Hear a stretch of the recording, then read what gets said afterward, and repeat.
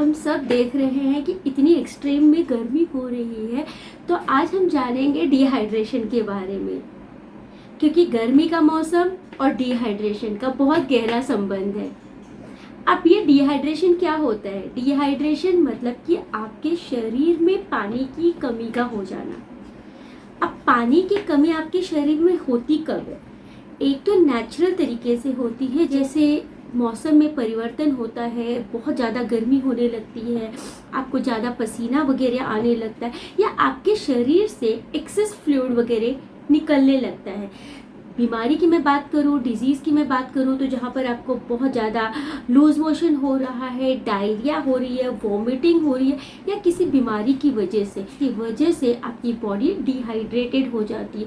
Fever वगैरह के condition में आपकी बॉडी का पानी काफ़ी कम हो जाता है, जिसकी वजह से आपको बहुत ज़्यादा ड्राई फील होने लगता है। तो आज इसी के बारे में हम और ज़्यादा डिटेल में जानकारी प्राप्त करेंगे, ताकि इस गर्मी में आप अपने आप को डिहाइड्रेशन से बचा सकें। तो चलिए जानते हैं डिहाइड्रेशन के बारे में। हमारी बॉडी को, हमारे शरीर को लगभग 70% पानी की ज़रूरत होती है।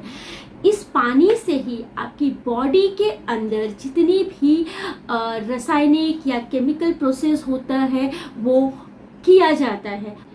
अगर हमारे शरीर में पानी की कमी हो जाए तो ये सारी एक्टिविटी कहीं न कहीं अफेक्टेड हो जाती है, हैम्पर्ड हो जाती है। तो इसलिए आपके शरीर में पानी का जो अमाउंट है वो प्रॉपर तरीके से होना बहुत ज़रूरी है।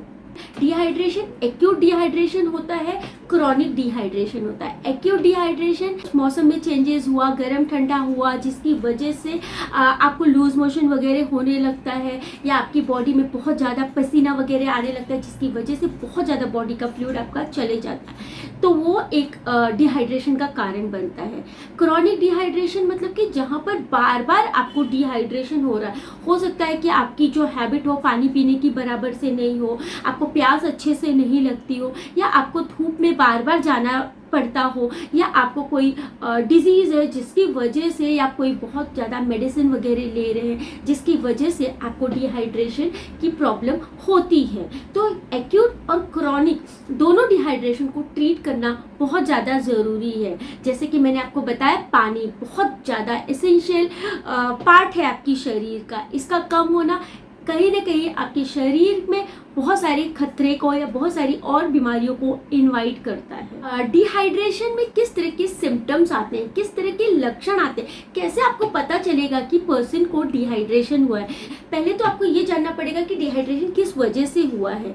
जब आपको वजह पता चल जाएगी तो उसी के अनुसार उसमें सिम्टम्स आने लगते हैं। जैसे अगर डिहाइड्रेशन आपको एक्सट्रीम हीट की वजह से हुआ, आप बहुत कड़क धूप में गए हैं, जहाँ का क्लाइमेट जो टेम्परेचर है वो बहुत ज़्यादा हाई है, जैसे 35, 40, 45 के डिग्री सेल्सियस में चल रहा है, वहाँ अगर आप सन को एक्सपोज करेंगे तो आपके बॉडी का जितना भी वाटर है वो कहीं ना कहीं कम हो जाता है, आपके शरीर में पानी की कमी आ जाती है और आपको डिहाइड्रेशन होने लगता है। आपको कमज़ोरी फील होगा, आपको वीकनेस फील होगा, आपको आपका पूरा मुंह सूखने लगेगा, चक्कर आएगा, आपको लगेगा कि मैं चक्कर आकर गिर जाऊंगा, अनकॉन्शियस हो जाऊंगा, सर दर्द की प्रॉब्लम होने लगेगी। इस तरह से बहुत सारी तकलीफ आपको होने लगती है। आपको कन्फ्यूज़न होने लगेगा, आपको ऐसा लगेगा आप कॉन्सेंट्रेट बराबर से नहीं कर रहे, आप लेथार्जिक फील कर रहे हैं, आप थके थके फील कर रहे हैं, आप अपने काम को बराबर से कर नहीं पा रहे हैं। और कई बार क्या होता है, इसकी वजह से आपका कॉन्सेंट्रेशन कम हो जाता है, आपको चिड़चिड़ाहट होने लगती है,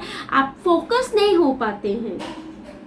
तो इसलिए डिहाइड्रेशन को ठीक करना बहुत ज़्यादा ज़रूरी है। अगर आपको बार बार लूज मोशन हो रहा है, मतलब 10 बार, 15 बार, 20 बार, आपको इमीडिएटली अपने डॉक्टर को दिखाना है।